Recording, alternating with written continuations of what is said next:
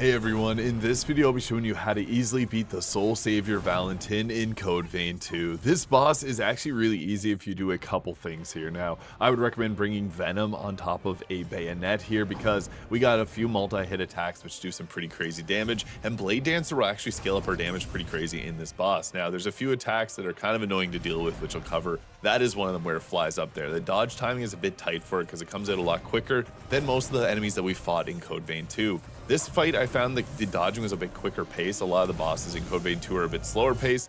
That one there, you just have to watch out for where the patterns are. Don't jump back into it like I did there. Now, we do need to have our Ichor recovery. This attack here is a big one you want to avoid. If you dodge it like that, you can actually avoid it where he'll heal himself if he's able to attack you with that. So that is one that we typically want to get away from, but the dodge timing there, you can see it's going to charge up, and boom. Now, for most of this fight, Heavenly Strike is going to be the major key to our success here because that's the multi-hit attack that gets the Venom off. Venom is actually really effective here. You can see the bar building up beside his health bar there.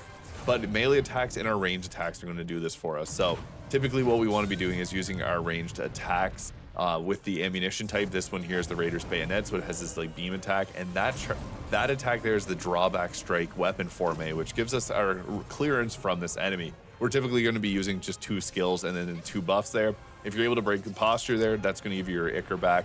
Now, I'm also using a blood code that lets me use our skills after we run out of our action points that are Ichor. And you can see there, it hurts my character and it drains the health. I wouldn't recommend fully doing that, but sometimes when you can get the burst damage in against this boss, it makes a massive deal.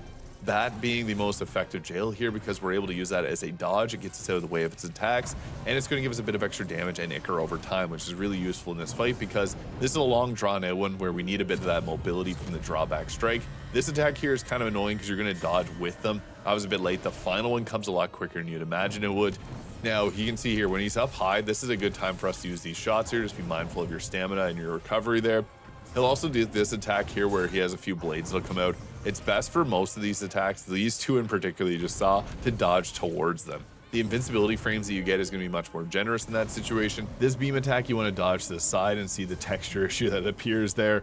But again, Heavenly Strike is the major key to success here because this boss is large enough to get hit by pretty much all the attacks. Drawback attack is there with Bat whenever we need to get away. And again, this attack here, we know dodge just like that as you saw there to avoid him healing because, yeah, it extends this fight quite a bit. So using all these strategies, I'll also have the build at the end of this video so you can quickly see it, but I do have a full breakdown that I'll have linked in the comments because the build for this is actually insane and it helps out with the final boss whenever you go to save Lou here. So this is the craziest build that I put together here, and I will again have that linked in the description. But using the Raider Bayonet with the either Lou's bloodline or my preference is Holly's bloodline here, and you can get that extra attack off when you don't have enough Ichor, but it drains your health. And here's the build. Did it at level 100, and hit the subscribe button below if this video is useful, and have a great day.